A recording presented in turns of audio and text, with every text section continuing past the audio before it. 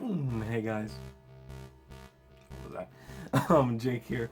Today we're going to be talking about Amazing Princess Sarah for the Xbox One, one of the latest indie games that has graced its storefront. And today I'm going to be going right off the top of my head.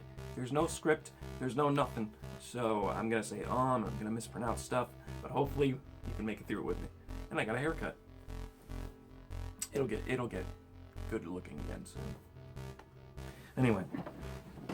Amazing Princess Sarah is a 2D sprite platformer developed by, their name used to be on there, I think it's Herneko Games, which is actually, from what the credits say, is one guy. Goes by the, Herneko. Yes! I got it right! Giovanni Simotti. Hopefully I got that right. But yeah, it was made by one guy.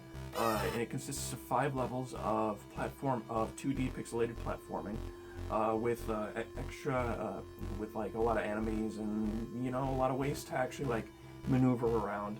But at the same time, it remains very simplistic and very true to its form. It is just purely a 2D platformer.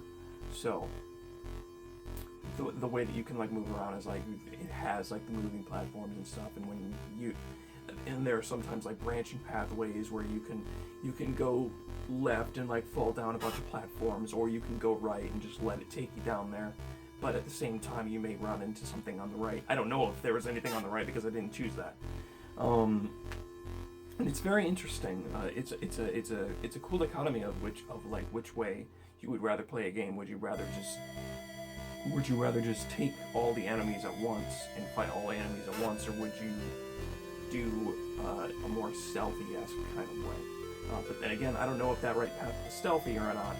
I didn't take it. So, the story is very, very cheesy. It's just the bad guys come in, they take the king, and you're the princess, so you gotta go save your father. Or not your father, your king. So, not much story there.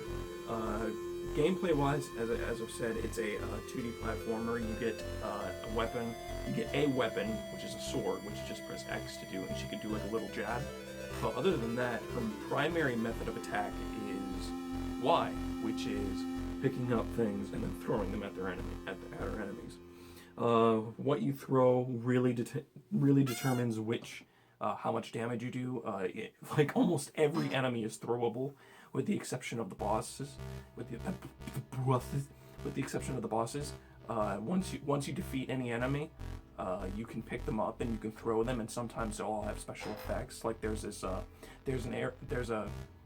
a archer goblin that you can pick up and throw, and then when he bursts bursts into dust, it shoots out arrows to anyone to the beneath platform, and that's a good way to rank up your skill, your multiplier, which inevitably ranks up your skill. There's these flame girls that you can defeat, and when you defeat them, you can throw them, and then they like burst into fire and like go each way, a certain length depending on the color that you defeated. So when you throw them, like they can wipe out enemies that way. It's really cool. It's a really interesting just like way of filling up your bestiary with enemies that you both have to fight and enemies that can technically help you. I've only beaten it once. It wants you to go through multiple times.